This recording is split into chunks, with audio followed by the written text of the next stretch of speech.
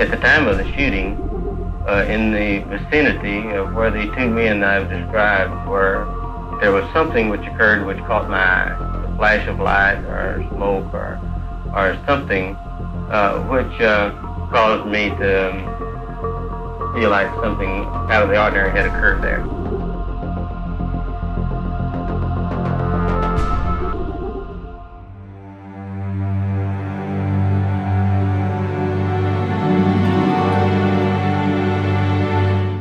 Lee Edward Bowers Jr. was born on January 12, 1925, to Lee and Gladys Bowers in Dallas, Texas. He attended Woodrow Wilson High School in Dallas. At the age of 17, Bowers enlisted in the U.S. Navy to serve in the Second World War. After the war, Bowers attended Hardin-Simmons University and then Southern Methodist University, majoring in religion. Around this time, he married Johnny Stroop, who gave birth to their son Mark in 1948. Bowers then took a job as a signalman at the Union Terminal Company in Dallas. On November 22, 1963, Lee Bowers Jr. was working in the second story of the North Tower at the Union Terminal in Dallas. From there, he had a view of Dealey Plaza and the parking lot behind the grassy knoll. Friday morning, 11:37. The president's jet lands at the Dallas airport. Several thousand enthusiastic Texans are on hand to give the President and Mrs. Kennedy a warm welcome. The usual welcoming committee presents Mrs. Kennedy with a bouquet of red roses. President Kennedy went to Texas to take his program to the people. He had carried the state by only a narrow margin in the 1960 election. There was dissension there over his strong civil rights program. Ultra-conservative elements were critical, bitterly so, of the administration's foreign policy. And yet, the crowds that greeted the President and Mrs. Kennedy were friendly, enthusiastic. The President's car is now turning onto Elm Street, and it will be only a matter of minutes before he arrives at the Trade Mart.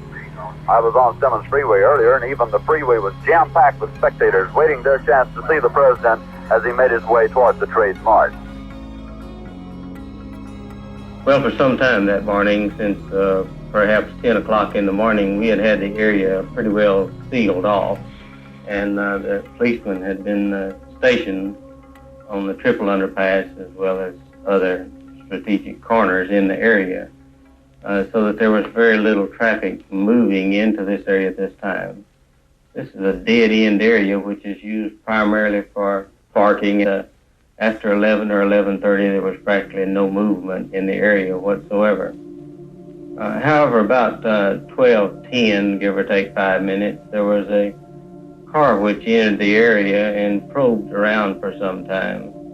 This car was a 59 Oldsmobile station wagon with a out-of-state license. It was muddy as if it had just come in off of the road from some area where it was a red sandy area. It was occupied by one male who spent 3 or 4 minutes in the area looking it over, and then, as he found out, left by the entrance, which is the only way in and out of the area at that time. Not too long after that, perhaps 5 or 6 minutes, a car of a totally different description, also occupied by one male, entered the area. Now, this man performed a similar action, and he toured down around the area, probing to examine the exits, and seemed at one or more occasions to have a mic or something resembling such an instrument up to his face. Just a few moments after that, the third car came into the area, and these were the only 3 cars that entered this area during this specific period. The third car was a 61 or 2 Chevrolet. This car was muddy all the way up to the windows as if it had just come in off the road. It had an out-of-state license identical to the first car of the series. And it also had political stickers on it, which were not only for the same candidate, but were identical in nature and color, so that they appeared to have been from the same group. This car was occupied by one male who spent a little bit more time in the area than the others, and probed down by the side of the tower where I was located. I could not state that these cars left the area entirely, because after they got back onto the extension of Elm Street in front of the school depository building, they were lost to my vision, so that they could have remained very close by. In his official testimony, Bowers described something he saw in the moments before the president's limo drove through Dealey Plaza. On the high ground towards the triple underpass, he saw two men, one middle-aged and one younger, standing about 10 to 15 feet apart. They were facing towards Main and Houston Street, watching the caravan drive by.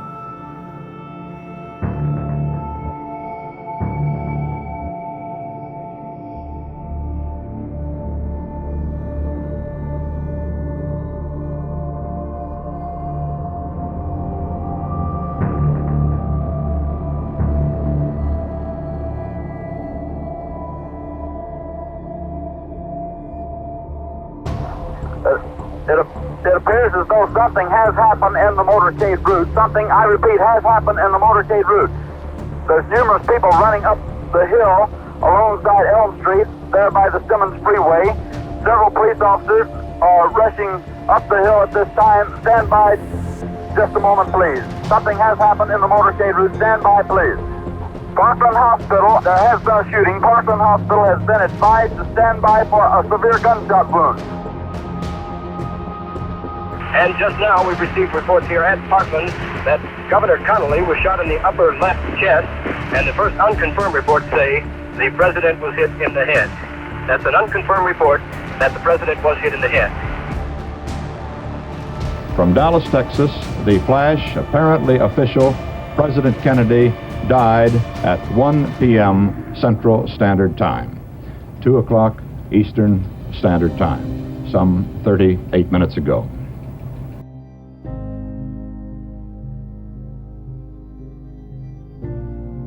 Lee Bowers Jr. was one of over 550 witnesses interviewed by the Warren Commission, the government's official investigation into the assassination of President Kennedy. Immediately after the shots were fired, there, of course, was mass confusion, to put it mildly. But the area was immediately sealed off by, I would say, at least 50 police within 3 to 5 minutes. At the time of the shooting, in the vicinity of where the two men I've described were, there was a flash of light, there was something which occurred which caught my eye in this immediate area on the embankment.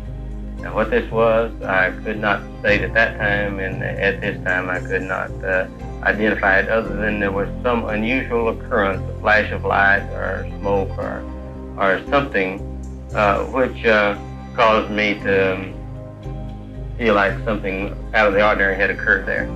In reading your testimony, Mr. Bowers, it appears that just as you were about to make that statement, you were interrupted in the middle of the sentence by the commission counsel, who then went into another area. Well, that's correct. I was there only to tell them what they asked, and so that when they seemed to want to cut off the conversation, I felt like that was, as far as I was concerned, that was the end of it. Bowers was one of several witnesses who described suspicious activity near the grassy knoll around the time of the assassination. And we were just in front of the triple underpass on Elm Street, and we were at the edge of the curve. And then as the car got directly in front of us, well, a gunshot apparently from behind us hit the president in the side of the temple. Do you think the first gunshot came from behind you too? I think it came from the same location. Apparently back up on the mall, not on the viaduct itself, but up on top of the hill, a little mound of ground near the garden. Is this the exact spot you were standing on November 22nd, Mr. Holland? That's correct. This is the exact spot that I was standing November the 22nd, waiting for the parade. And where did you hear that third shot come from? Right over about 20 or 30 feet from the other end of that little picket fence. And where was the smoke that you saw?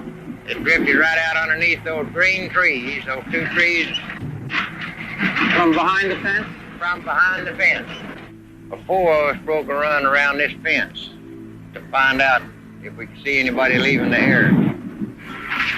We were trying to see what we could see and to work our way to the spot that we saw the smoke and heard the shot. Then we came up to the wooden fence. There was about 40 or 50 people around here searching. What did you find here? A lot of footprints behind this car, mud on the bumpers. And this is where I saw the smoke from the third shot. Right drifting out around here? Just drifting out underneath these trees. I was standing on the underpass along with three friends of mine. Railroad men? Yeah, all railroad men. Mr. Holland was one of them. That's right. We all three seen about the same thing as the shot. The smoke came from behind the hedge on the north side of the plaza, and a motorcycle policeman dropped his motorcycle in the street with his gun in his hand and run up the embankment to the hedge. He went down there and I walked along with him to see if there were any tracks there, in which there were tracks and cigarettes butts were laying where someone had been standing on the bumper. I've been employed by the Union Terminal 11 years. I was standing on the Elm Street overpass at the time of the assassination. There was a group of employees from the Union Terminal at the time and two Dallas policemen. As the presidential limousine was rounding the curve on Elm Street, there was a loud explosion.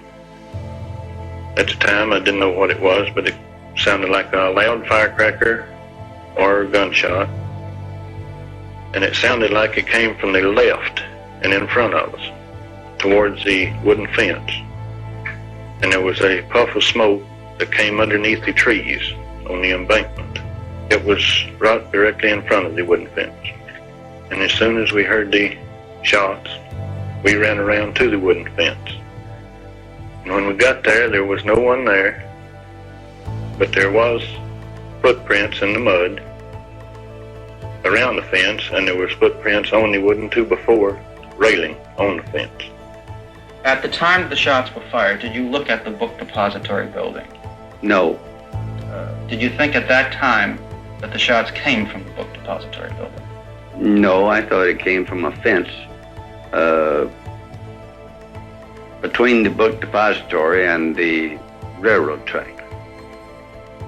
Did anyone else who you know, or who've spoken with, also believe that the shots came from there?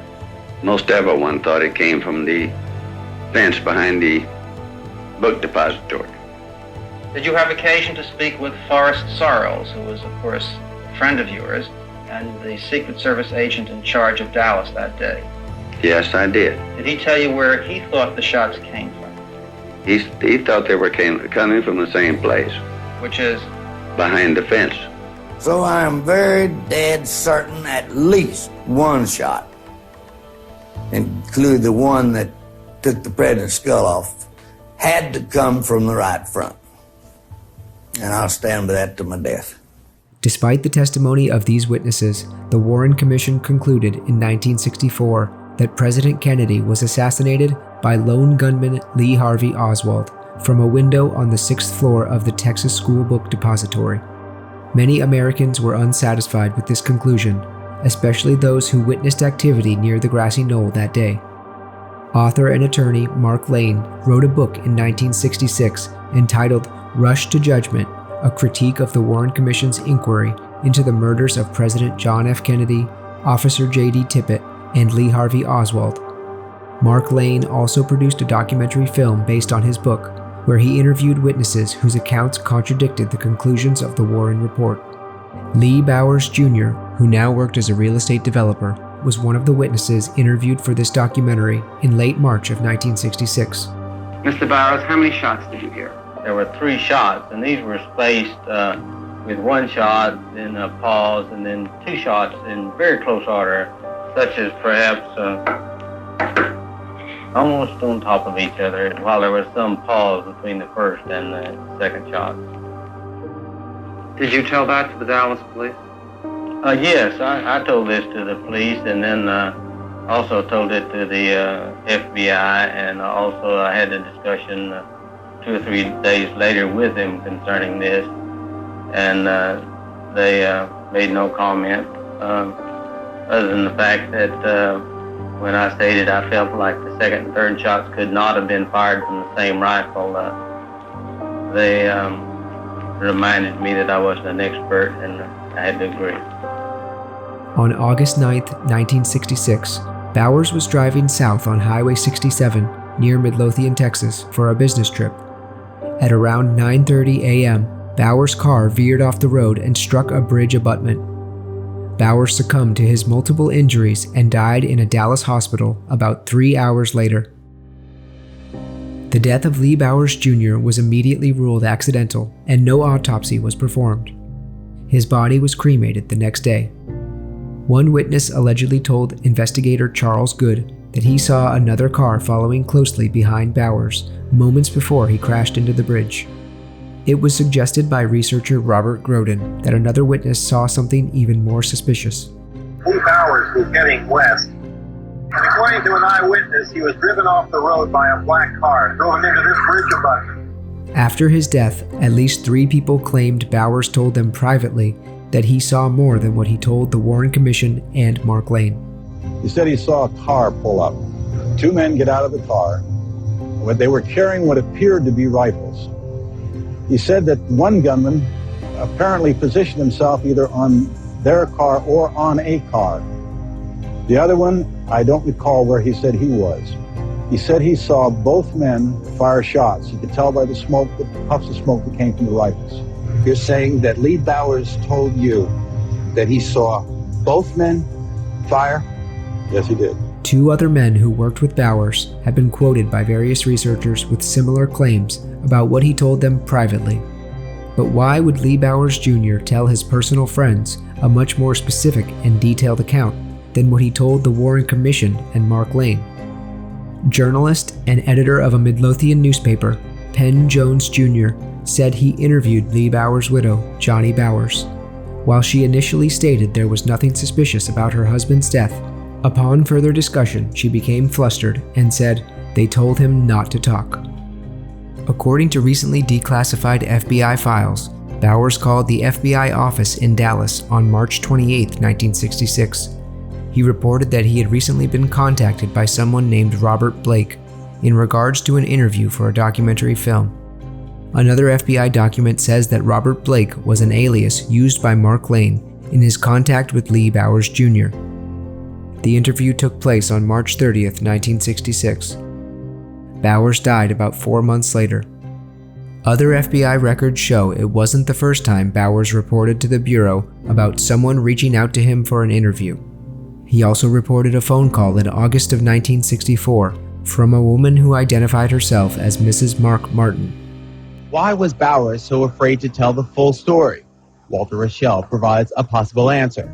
Lee had disappeared for about 2 days. One night, I know for sure, which is very uncharacteristic of him. And when he came back, one of his fingers was missing on one of his hands. Bowers' brother Monty also reported that the insurance company refused to pay the claim on Lee Bowers. At the time I was in Monty's office, he was quite upset because the insurance company had refused to pay the claim. I can't recall too vividly, but I believe that Monty felt that the insurance company did not believe that his death was accidental. Researcher David Perry says he spoke to Monty Bowers' widow, who told him the insurance company refused to pay because they believed the death was a suicide. David Perry says Monty believes his brother's severe allergies caused him to have a sneezing attack and lose control of the car. What caused a healthy 41-year-old Lee Bowers Jr. to veer off the highway directly into a bridge abutment? Why did friends of Bowers report that he told them a much more incriminating account of events? Why wouldn't Bowers tell the full story of what he saw to Mark Lane in his interview? Why did Lee Bowers Jr. feel the need to report to the FBI when someone wanted to interview him about what he witnessed? Why was the FBI so interested in tracking independent researchers of the assassination? Was this why Mark Lane felt the need to use an alias in his contact with witnesses? Who told Bowers not to talk, as reported by his wife? Why was foul play immediately ruled out by the Justice of the Peace, foregoing an autopsy or police investigation? The death of Lee Bowers Jr. has baffled researchers for almost 60 years. He was portrayed in Oliver Stone's 1991 film, JFK, which alluded to the possibility of sinister motives behind Bowers' death. Bowers is one of dozens of witnesses to information about the JFK assassination who met an untimely death in questionable circumstances. Was the death of Lee Bowers Jr. indeed an accident caused by a medical event? Was it a suicide as the insurance company believed? Or was someone making sure that Lee Bowers Jr. never told the full story of what he witnessed near Dealey Plaza on November 22, 1963? What do you think? Follow the links in the description for more information and decide for yourself. Please leave your thoughts in the comments.